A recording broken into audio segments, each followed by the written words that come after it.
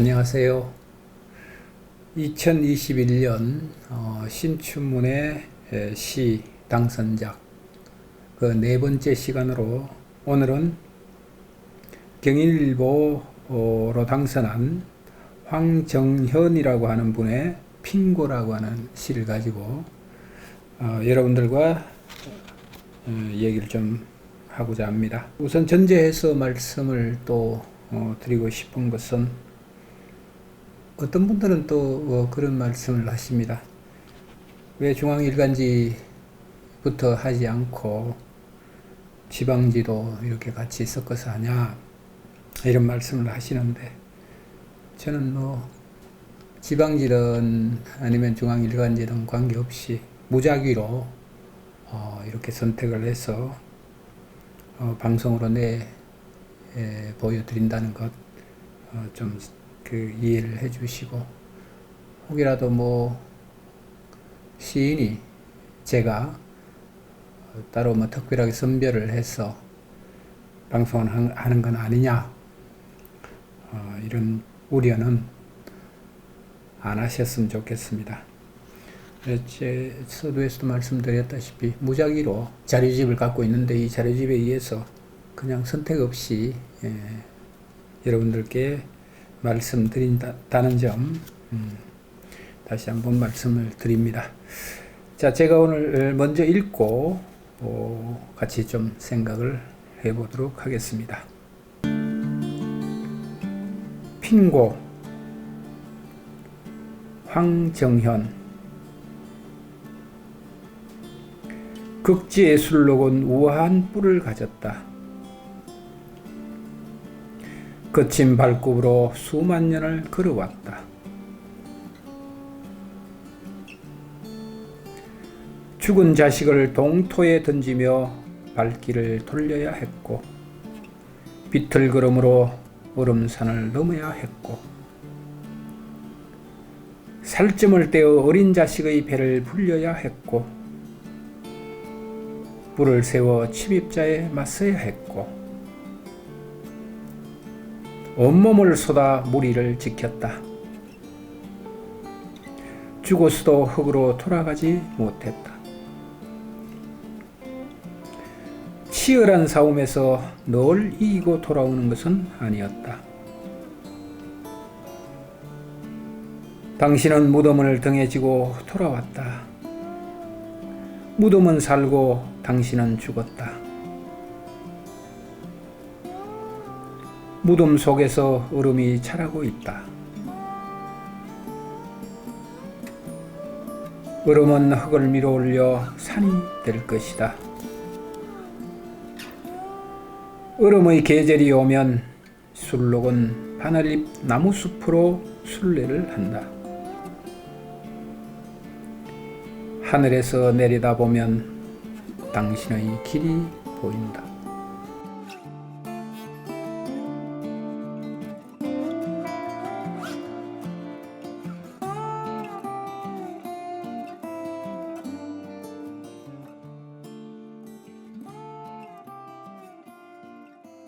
이것이 이제 핑고라고 하는 시의 전문입니다.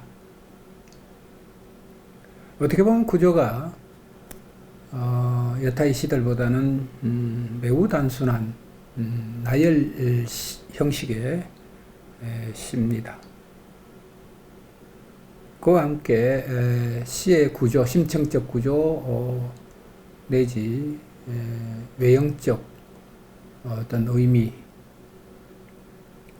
이런 것들을 파악함에 있어서 굉장히 복잡하지 않는 단순한 그런 시이기도 합니다. 근데 우리가 시라고 생각하고 있는 어떤 세계를 생각하면 많은 사람들이 참 복잡하군, 이렇게 생각을 하는데, 그 생각들에 비해서 이 시는 굉장히 단순하게 구조화된 시입니다. 하나하나 뜯어서 여러분들과 같이 읽어보도록 하겠습니다. 극지의 술록은 우아한 뿔을 가졌다 이렇게 얘기를 하는데요.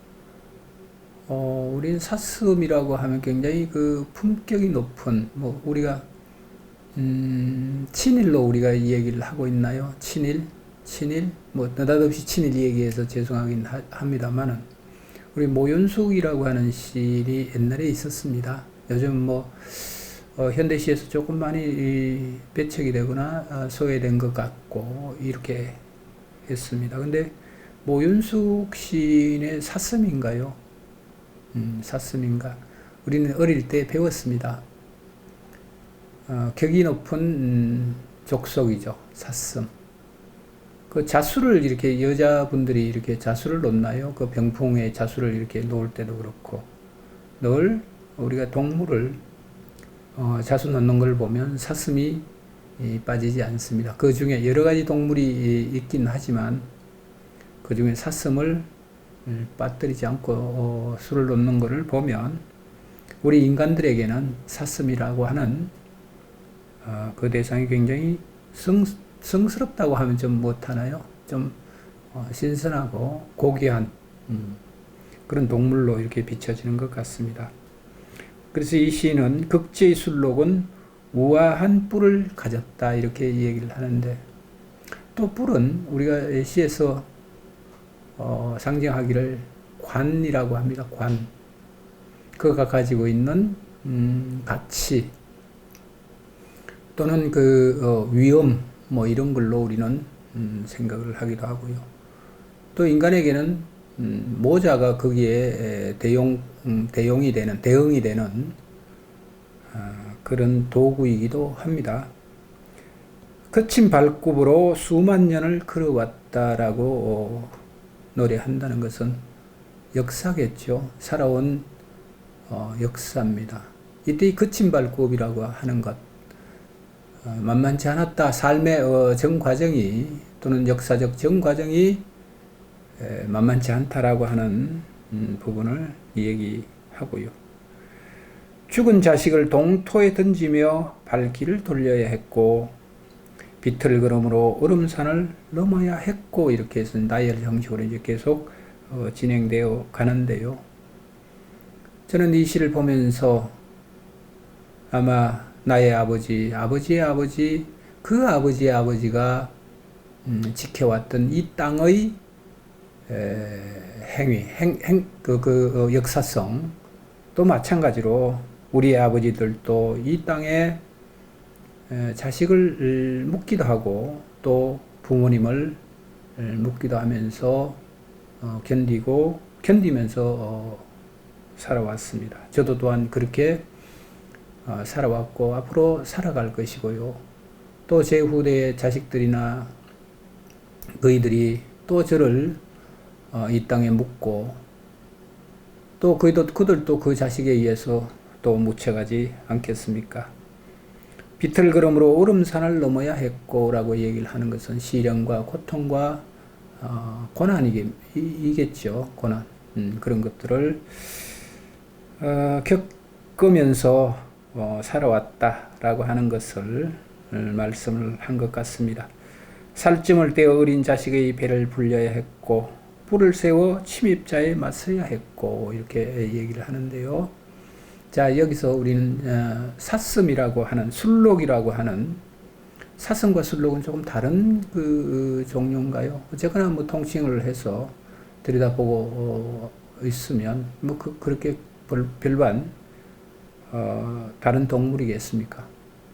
그래서 여기서 뿔을 세워 침입자에 맞서야 했고 이렇게 나옵니다. 우리들의 부모가 또는 우리 조상들이 이 땅을 지켜내기 위해서 그렇게 했지 않는가. 저는 그렇게 좀 보고 싶고요.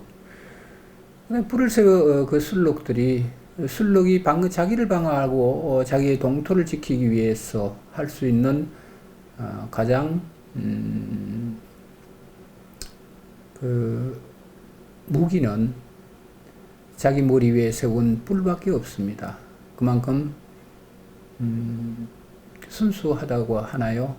약한 동물이죠. 약한 동물입니다. 약한 반면에 그 성정은 그렇게 사납지 않다, 공격적이지 않다, 뭐 이런 쪽으로 우리가 좀 이해를 해도 될 것 같지 않는가 이런 생각을 합니다.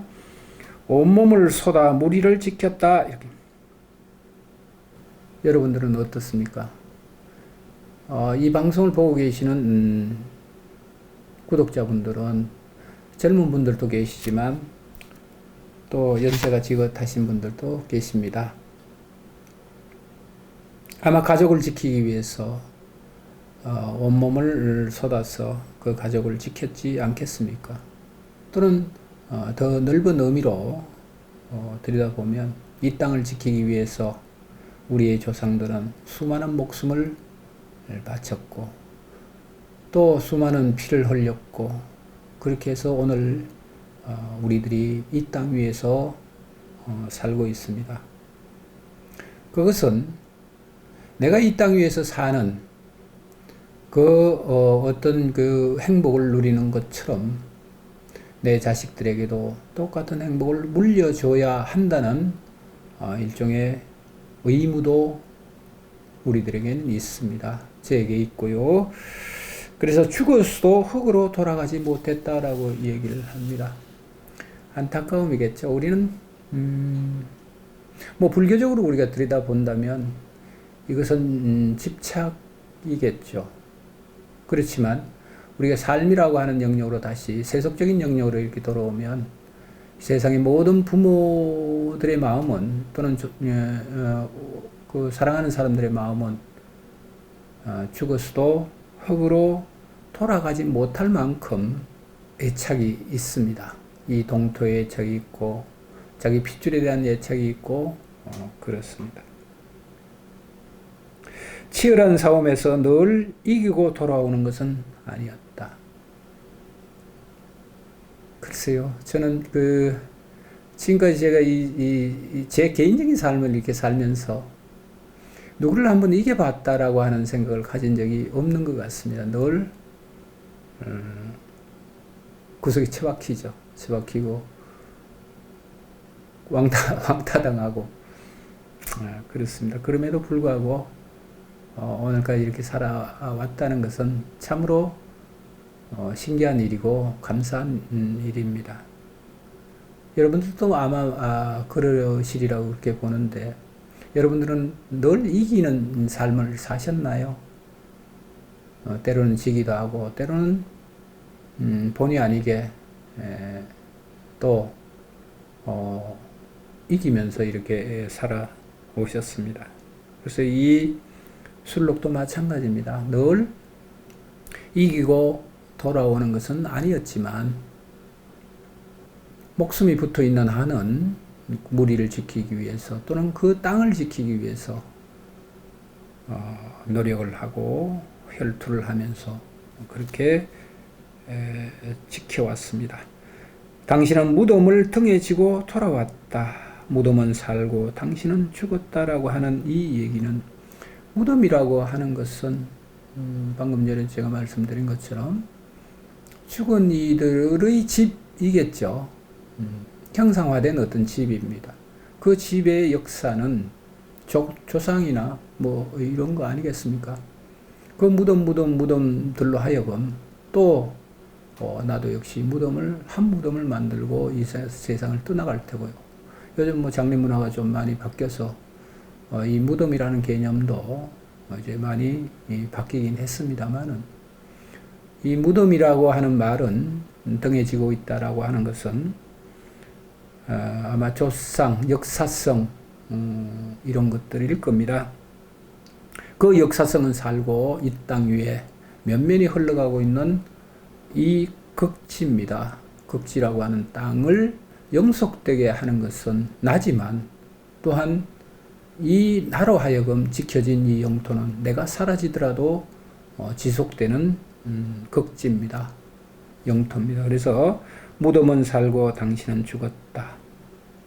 그래서 무덤 속에서 얼음이 자라고 있다 이렇게 얘기를 하고 있어요. 우리는 흔히 우리 그 풍수에서 그런 얘기를 하나요? 우리가 살고 있는 그 주택이라고 하는 이 부분은 양택이라고 하는 개념으로 들여다보고요. 죽은 이들이 묻힌 산소나 무덤들은 엄택이라고 얘기를 하고 있습니다. 그런 측면에서 이렇게 보면 차가움이죠. 양택은 따뜻함이고 죽음은 차가움입니다. 차가움입니다. 그래서 우리 인간에게 온기가 없으면 죽은 세상이고 그렇지 않겠습니까? 그래서 늘 온기를 바라고 있는 삶을 살고 있습니다. 우리는. 그래서 이 시인에게는 무덤 속에서 얼음이 자라고 있다라고 얘기를 하는 것은 또한 그 얼음은 아마 술록이 살아가는 바탕이 될 겁니다. 우리 인간에게는 따뜻함이라고 하는 그 세계성, 이것이 필요하겠지만 술록에게는 따뜻함보다는 그 극지방에서 감내해야 되는 그 추움일 겁니다.